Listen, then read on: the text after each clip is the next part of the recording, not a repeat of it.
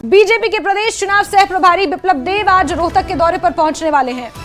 सूत्रों के हवाले से ये खबर मिल रही है, पार्टी कार्यालय मंगल कमल में नेताओं के साथ मुलाकात करेंगे और डैमेज कंट्रोल की कोशिश की जाएगी। जैसे ही सूची का ऐलान हुआ है उसके बाद से ही लगातार इस्तीफों का सिलसिला भाजपा में जारी है और इसी के मद्देनजर सह प्रभारी बिप्लब देव यहां पहुंचेंगे।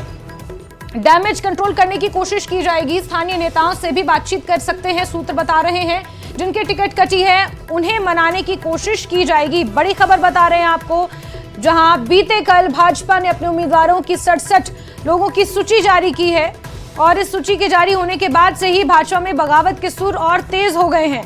लगातार बगावत हो रही है, इस्तीफों का सिलसिला जारी है और इस डैमेज कंट्रोल करने के लिए भाजपा चुनाव सह प्रभारी बिप्लब देव पहुंच रहे हैं रोहतक क्योंकि राजनीतिक राजधानी मानी जाती है हरियाणा की।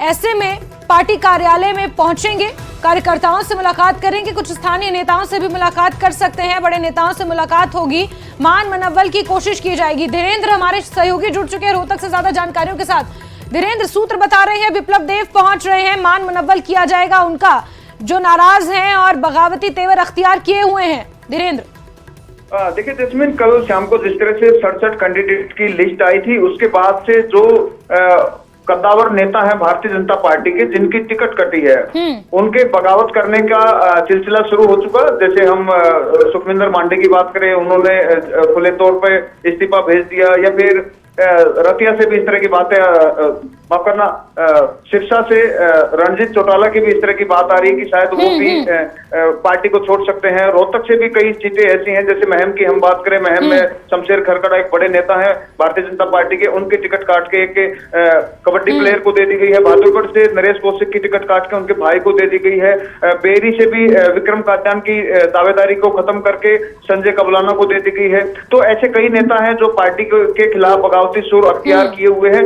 उन सबको मनाने के लिए, मान मनोबल करने के लिए भारतीय जनता पार्टी ने अपने प्रदेश के सह प्रभारी बिप्लब देव को ये जिम्मेदारी दी है। और अब से थोड़ी देर बाद वो प्रदेश कार्यालय में पहुंच जाएंगे, क्योंकि भारतीय जनता पार्टी का प्रदेश कार्यालय है रोहतक और यहीं से पार्टी की राजनीति शुरू होती है। जी धीरेन्द्र, लेकिन ये तो पहले से ही स्पष्ट था, 10 साल की एंटी इनकम्बेंसी का भाजपा को सामना करना था और ऐसे में भाजपा बहुत पहले से ये राग अलापती आ रही है कि कुछ विधायकों के टिकट कट सकते हैं, कुछ नए चेहरों को मौका दिया जा सकता है। तो कहीं ना कहीं मेंटली हर एक आदमी प्रिपेयर रहता है। ऐसे में लगातार बीते कल से हम देख रहे हैं, आज सुबह तक समर्थकों के साथ मीटिंगों की खबरें निकल कर आ रही हैं, इस्तीफों की खबरें निकल कर आ रही हैं, टिकट नहीं दिया तो कांग्रेस में चले जाएंगे, इस तरह की खबरें लगातार सामने आ रही हैं।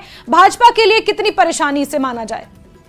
देखिए, भाजपा के लिए परेशानी है क्योंकि पिछले 5 साल से जो ग्राउंड लेवल पर मेहनत कर रहे थे, जो कार्यकर्ता सक्रिय थे और टिकट की चाह में ही, देखो राजनीति में ऐसा नहीं कि कोई समाज सेवा के लिए आता है, टिकट की चाह होती है, राजनीति में आगे बढ़ने की इच्छा होती है। और ये चुनाव ऐसा वक्त होता है जब हर दावेदार ये चाहता है कि पार्टी उस पर भरोसा जताए और फिर वो विधानसभा या संसद के अंदर पहुंचे।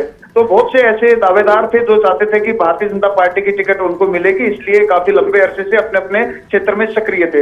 अब अचानक से नए चेहरों को मौका दे दिया गया है, पार्टी ने उनको मैदान में उतार दिया, तो जाहिर तौर पर नाराजगी होगी। आप देखना ये कि नाराजगी किस हद तक जाएगी। हालांकि पार्टी ने इसे गंभीरता से लिया है और बिप्लब देव की जिम्मेदारी लगी है कि रोहतक के जो भारतीय जनता पार्टी का प्रदेश कार्यालय है वहां पहुंचे और जो अंदेशा है, जो बगावत कर सकते हैं, उनको मनाने की कोशिश की जाए और बताया जाए कि किस तरह से पार्टी में टिकट सिर्फ एक व्यक्ति को मिल सकती है, सबको समायोजित किया जाएगा अगर सरकार आती है। तो अब देखना यह है कि कितने लोग संतुष्ट हो पाते हैं और भाजपा को जो डर सता रहा था वो डर कितना निकाल पाती पार्टी। बिल्कुल बिल्कुल धीरेन्द्र, आप नजर बना के रखे, बहुत शुक्रिया जुड़ने के लिए हमारे साथ। तो चुनाव सह प्रभारी बिप्लब देव पहुंच रहे हैं और मान मनव्वल की कोशिश की जाएगी, कुछ वादे भी करने पड़ेंगे और ऐसे में किस तरह से भाजपा इस डैमेज कंट्रोल को करती है और कितना सफल हो पाती है इस डैमेज को कंट्रोल करने में, ये तो आने वाला वक्त बताएगा। लेकिन कोशिश अभी से शुरू हो चुकी है कि जो बगावत के सुर उठ रहे हैं उन्हें थोड़ा शांत किया जाए।